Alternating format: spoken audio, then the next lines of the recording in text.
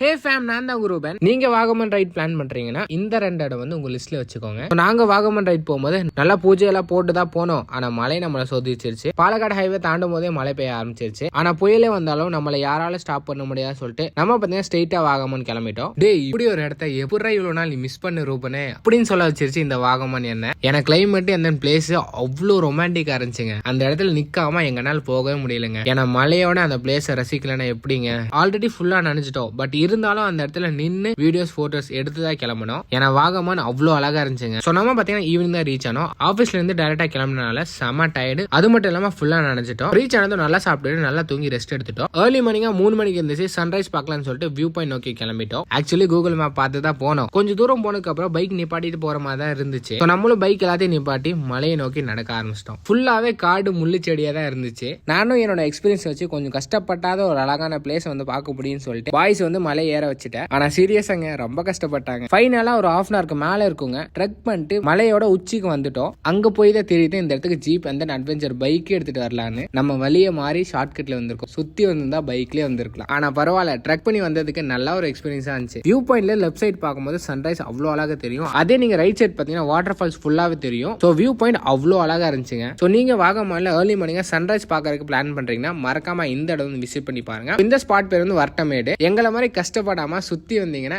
ஈஸியா இருக்கும். Adventure bike எல்லாம் வச்சிருந்தீங்கன்னா ஆஃப் ரோடுக்கு ஒரு பெஸ்டான பிளேஸ்னே சொல்லுவேன். நேர்ல வந்து பாருங்க, உங்களுக்கே தெரியும். ஸோ வரும்போது பாத்தீங்கன்னா சுத்தி தான் வந்தோம். ரொம்ப தூரம் நடக்கிற மாதிரி இருந்துச்சு. நம்ம பாத்தீங்கன்னா சன்ரைஸ் பார்த்து முடிச்சுட்டு குளிக்கலாம்னு சொல்லிட்டு ஒரு வாட்டர் ஃபால்ஸ் போயிருந்தோம்.